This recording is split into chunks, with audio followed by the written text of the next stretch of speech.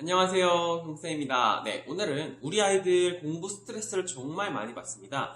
그럼 이렇게 공부 스트레스를 많이 받는 우리 아이들에게 어떤 도움을 줄 수 있을지 제가 설명해 드리겠습니다.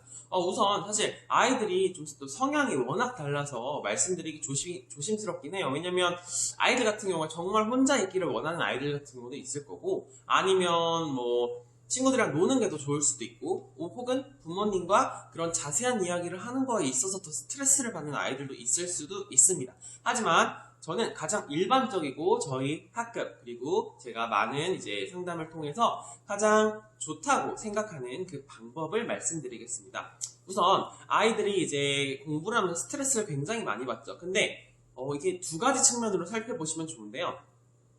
공부 자체에서 스트레스를 받을 수 있고 공부 외적인 거에서 스트레스를 받을 수 있습니다.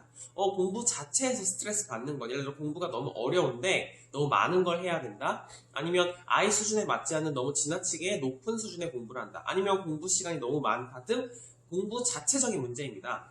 공부 자체적인 문제는 사실 공부를 적게 하거나 줄이거나 안 하면 됩니다.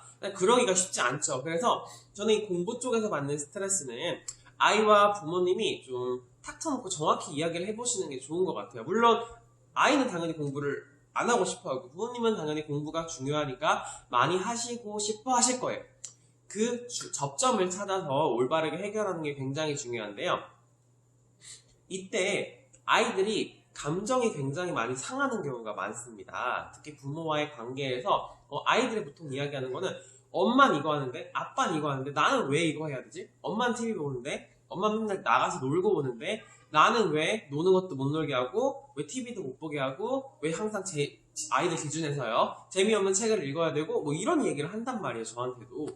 그래서 저는 아이들에게 뭐 물론 이제 부모님은 더 어렸을 때 하셨고 너희들이 뭐 그렇지 않기 때문에 이렇게 바래서 하시는 거야 라고 하지만 잘 수긍은 하지 못하는 경우가 많죠. 그래서 저는 최소한 정해진 시간만큼이라도 부모님이 좀 함께하는 모습을 보여주셔야 된다고 생각을 합니다. 그러니까 사실 하루 종일 TV 보면서 아이에게 공부해라고 하면 공부가 재미없죠, 당연히. 그러니까 최소한 하루에 1시간 정도라도 좀 함께, 부모님은 뭐 신문 읽거나 다른 거 하셔도 돼요. 근데 우리 아이들 뭐 책 읽거나 공부할 때 하루에 30분, 1시간이라도 좀 다 같이 가족 공부 시간 정도를 좀 해주시면 아이가 공부에 대한 거부감이라고 해야 될까요? 그런 게 조금 줄어드는 모습을 많이 봤습니다. 그리고 공부량 같은 거는 뭐 학원 좀 많이 다니잖아요. 학원 개수라든가 학습지량 혹은 아이가 문제 푸는 량 같은 거는 확실히 조절을 해주세요. 이게 공부 너무 과하게 하다가 과부하 걸려서 중학교, 고등학교 때 무너진다고 해야 될까요? 성적이 뚝뚝뚝뚝 떨어지고 학업 능률이 굉장히 떨어지는 아이들을 저는 이제 계속 많이 봤거든요.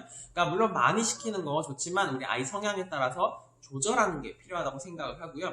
두 번째, 공부 외적인 건데, 공부 외적인 거는 아이들이 생각보다 친구 관계 혹은 뭐 게임, 스마트폰 이 세 가지에 의해서 공부에 굉장히 안 좋은 영향을 미치는 경우가 많습니다. 예를 들어서 친구와 싸우고 친구와 갈등이 있어요. 근데 그게 해결이 되지 않아요. 그런데 공부가 될까요?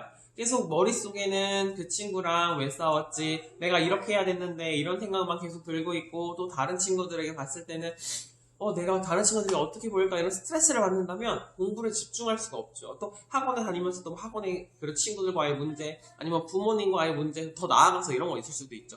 아니면 아이가 아까 말씀드린 것처럼 게임, 스마트폰 하는 시간이 너무 많습니다. 그러면 당연히 공부가 재미없죠. 스마트폰이 얼마나 재밌는데요. 그래서 저는 이런 여러 가지 어려움이 있는 아이들에게 감정을 다독여 주어서 공부하고 싶은 마음을 길러줘야 된다고 생각을 해요. EBS에서 그 감정 지수를 조사했는데요. 감정 지수가 높은 아이들이 공부를 잘했다고 합니다. 즉, 우리 아이들 감정, 너는 할 수 있어 부터 시작을 해서 감정을 다독여주는 게 꼭 선행이 되어야 아이가 공부에 온전히 집중할 수 있는 거죠. 그러니까 공부 외적인 거를 부모님이 이쪽을 정말 적극적으로 도와주실 수 있거든요. 이쪽을 적극적으로 도와주시면 우리 아이가 공부에 집중하는데 큰 도움이 될 거고요.